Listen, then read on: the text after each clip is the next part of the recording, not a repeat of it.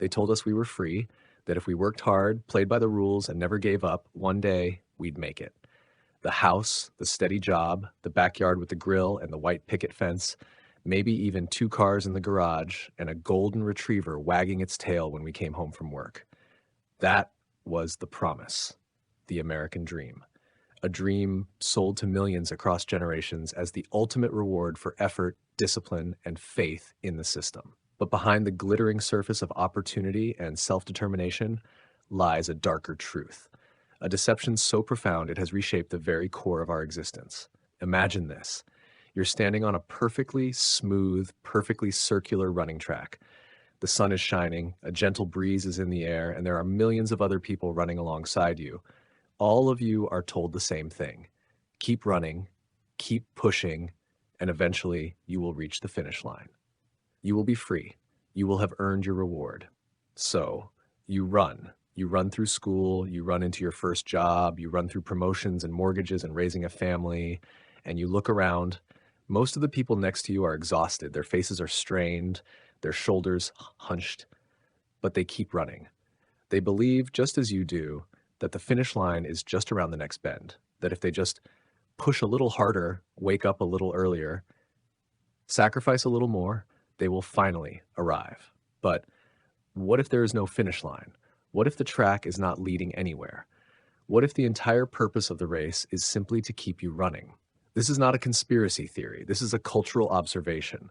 A recent survey by LendingTree found that 64% of Americans now live paycheck to paycheck. That's nearly 2/3 of the population.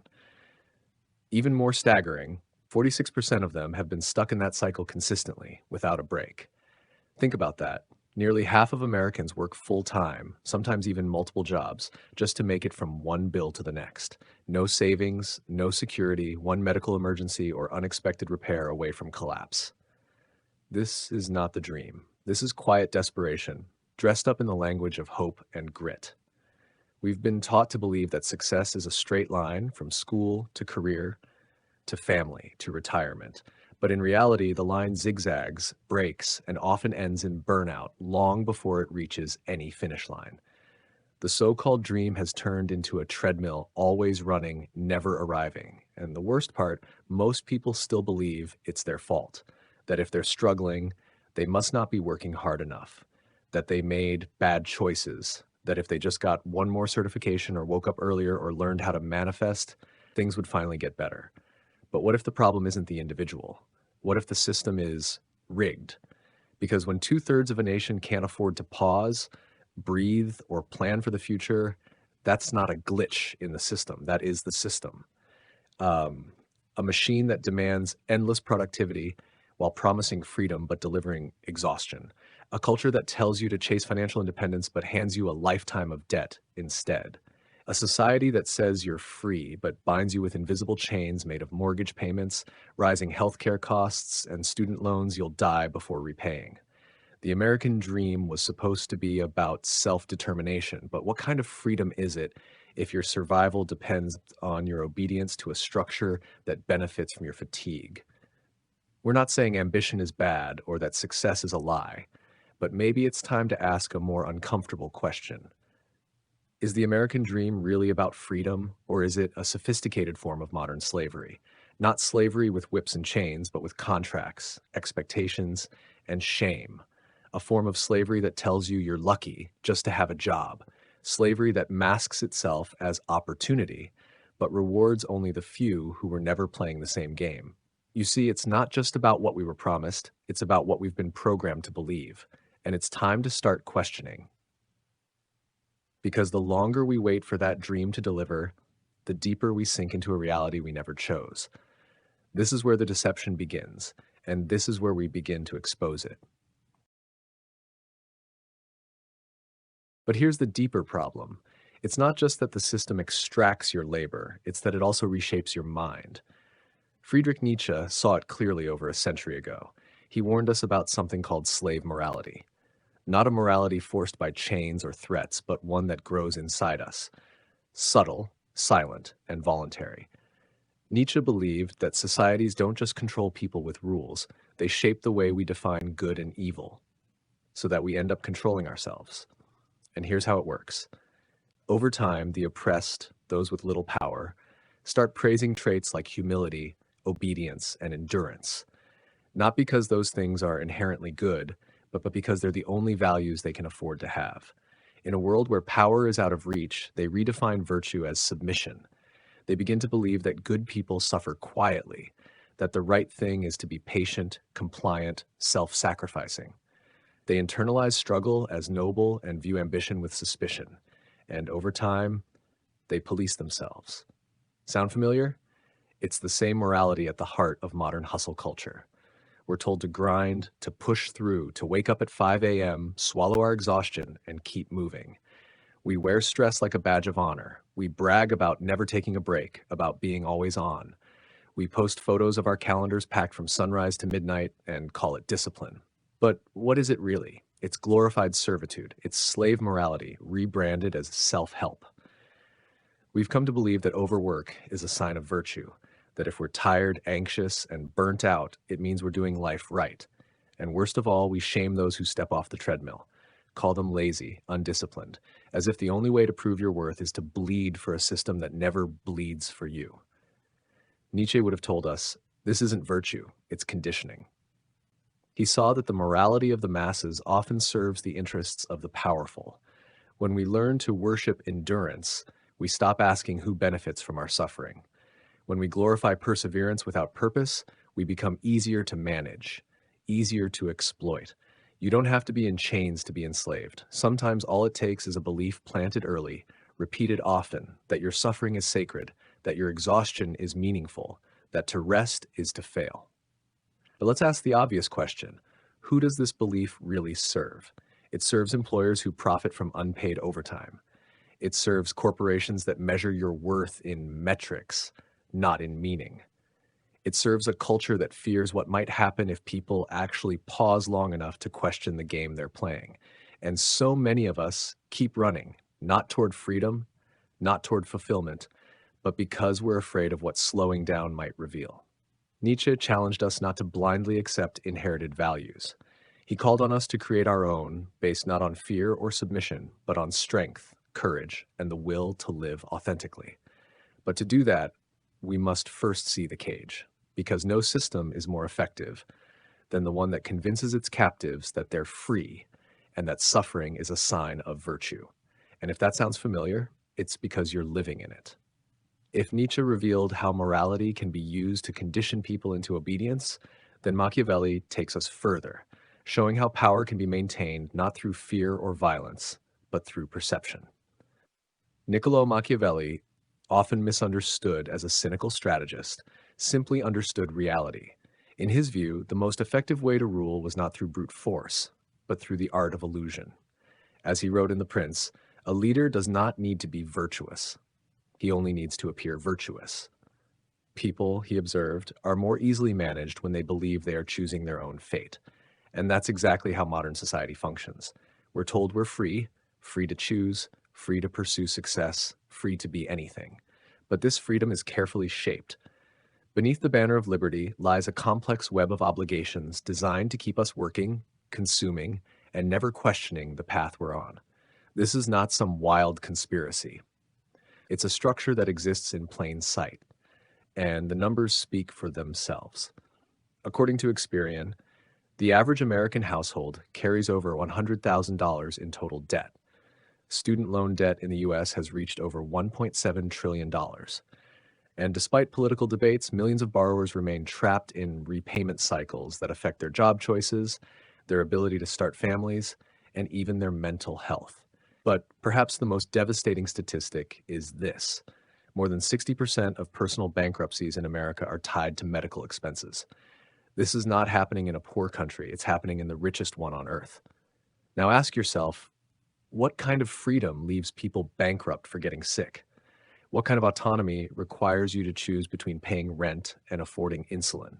This isn't liberty. This is dependency, dressed up in patriotic colors. And Machiavelli would have admired it, not because it's just, but because it works. The threat is no longer jail or exile. It's losing your job, your health care, your home.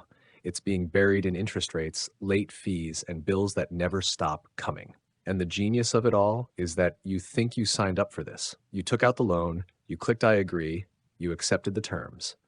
The illusion is complete when the cage is invisible and the prisoner believes he's free. Meanwhile, the system offers just enough choice to make you feel empowered. New phone plans, political parties, online degrees, but never enough choice to truly escape.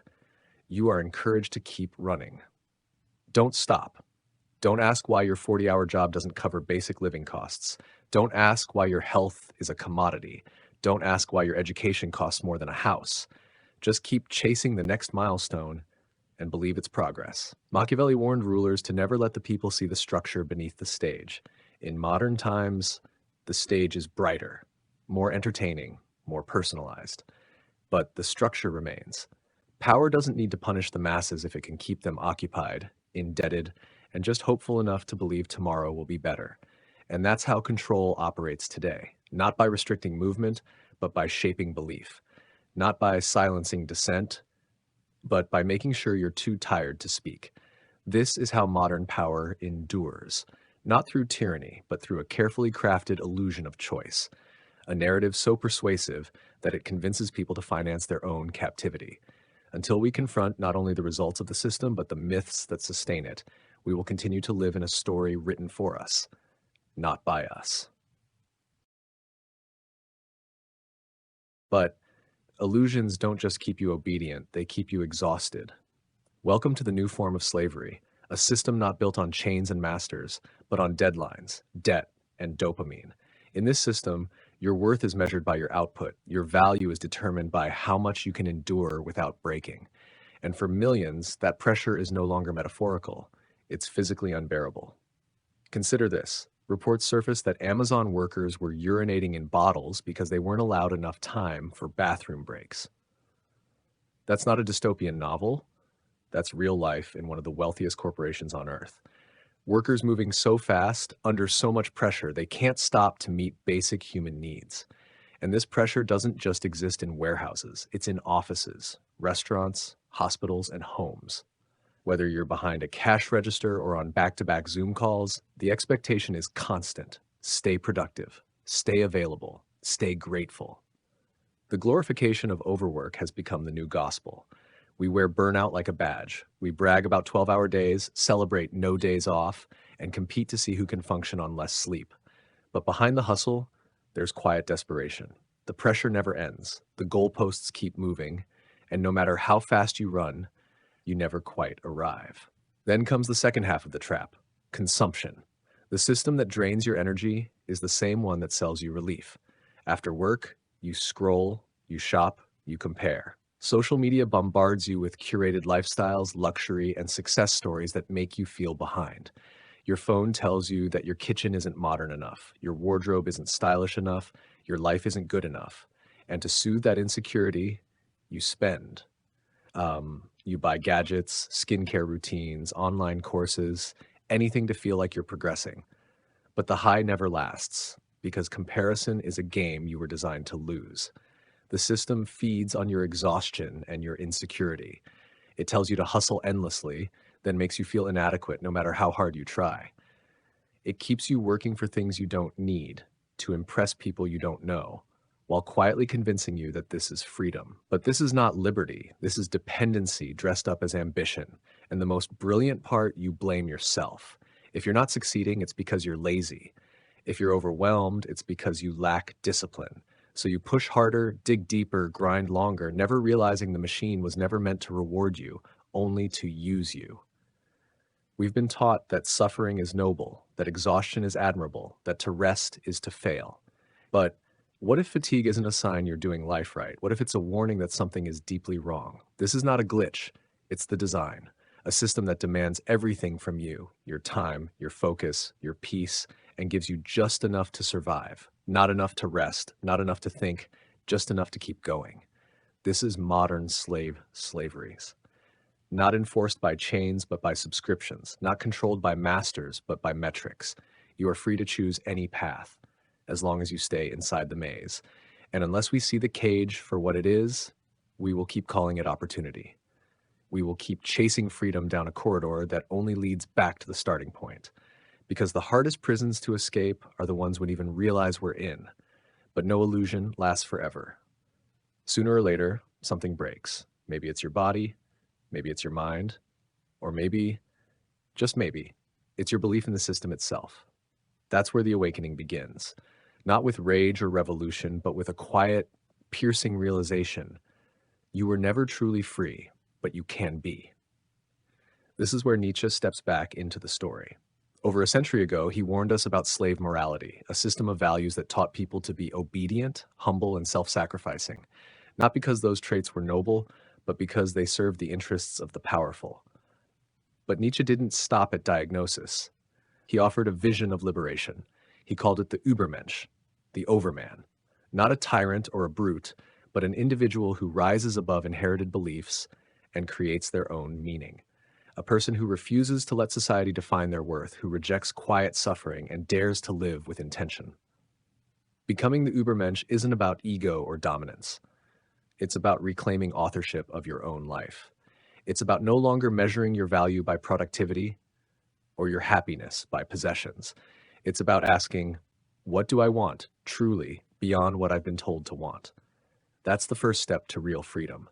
Not escape from the world, but escape from the mental chains that keep you running in circles. And Machiavelli, he offers a different but equally vital perspective. He didn't romanticize human nature. He saw the world as it was, strategic, messy, and often cruel. His advice wasn't for dreamers, it was for survivors. In The Prince, he wrote that a wise leader must understand the rules of power, not to become a tyrant, but to avoid being manipulated by one. And that's the key today. To see the structure beneath the stage, to understand the game you've been thrown into so you can stop being played by it. Because real power, real autonomy doesn't come from rebellion alone. It comes from awareness, seeing through the illusion, and then deciding how you want to live. It's the freedom to say no. No to endless hustle. No to debt-fueled status games. No to sacrificing your well-being for someone else's profit. So, what does that look like in practice? It starts with financial autonomy, not chasing riches to prove your worth, but building stability so you're not at the mercy of every paycheck. It means learning to live below your means, not because you're afraid, but because you're free. It means breaking the cycle of debt, resisting the pressure to constantly upgrade, and realizing that freedom isn't about owning more, it's about needing less. Then comes minimalism. Not as a trend, but as a philosophy, a conscious choice to strip away the noise, the clutter, the constant desire for more, to find contentment not in accumulation, but in clarity. When you remove the unnecessary, you create space for rest, for purpose, for life. And finally, it means reclaiming meaning. Not the meaning handed to you by ads, influencers, or institutions, but the meaning you carve out for yourself. Maybe it's art, maybe it's nature, maybe it's showing up fully for the people you love. Whatever it is, it's yours. And that makes all the difference. Because in a world that profits from your confusion, clarity is an act of rebellion. In a system that thrives on your exhaustion, choosing rest is revolutionary. And in a culture that measures everything in money and metrics, finding meaning on your own terms is the ultimate form of resistance. You don't have to burn it all down, but you do have to wake up. And when you do, you'll see the door that was always there. Quiet, waiting, unlocked. So now we return to the question we started with. Is the American dream a path to freedom or a beautifully packaged illusion? Because if freedom means waking up each day in control of your time, your choices, your mind, then most people aren't free. If it means being able to rest without guilt, to think without fear, to live without chasing something you don't even want, then no, this isn't freedom. It's a performance, a carefully crafted script handed to you at birth. Go to school, get a job, buy a house, stay busy, don't ask questions, and whatever you do, don't fall behind. But real freedom doesn't come from a paycheck. It doesn't come from status, approval, or the perfect Instagram feed. Real freedom begins with awareness, with seeing the cage for what it is, even if everyone around you calls it a castle. Because once you see it, you can choose not just how to survive, but how to live. Nietzsche told us to go beyond borrowed values, to stop obeying systems that strip us of joy and call it virtue. He challenged us to build lives rooted in authenticity, not obedience. And Machiavelli, in his own way, reminded us that power lies in perception, that if you don't understand the game, you will be used by it. But if you do understand, then you can rewrite the rules. So what does that mean for you? It means you get to ask the question most people are too tired to ask. Am I living my own life or someone else's idea of what my life should be? That's the real revolution. Not rage, not rebellion, but reclaiming your agency, your attention, your decisions, your direction. It means stepping off the treadmill, not because you've given up, but because you've finally woken up. It won't be easy. You'll be told you're wasting your potential, that you're not playing the game right, that you're being unrealistic. But what's more unrealistic, spending your one precious life in constant exhaustion or choosing a path that actually feels like yours. You don't need to burn bridges or quit your job tomorrow or move to a cabin in the woods. You just need to start with one simple shift: awareness. Start seeing where your energy goes. Start noticing what makes you feel alive and what quietly kills you. Then begin to choose, piece by piece, the life you actually want. A life defined not by what you consume or accomplish, but by what you value, by who you are when no one's watching. Because true freedom isn't loud. It's not flashy. It doesn't need a slogan or a sales pitch. True freedom is quiet. It looks like presence, like peace, like waking up and knowing this day is mine. So we end where we began, with a dream, but not the American dream, your dream. The one buried under obligations, masked by expectations, blurred by comparison. The one that's still waiting for you, behind the noise, beneath the hustle, beyond the illusion. You don't need permission. You don't need more time. You don't need to be perfect. You just need to begin, because freedom was never something you had to earn. It was something you were always meant to claim. And now you see the truth. So the final question is simple. Will you keep sleeping through someone else's dream?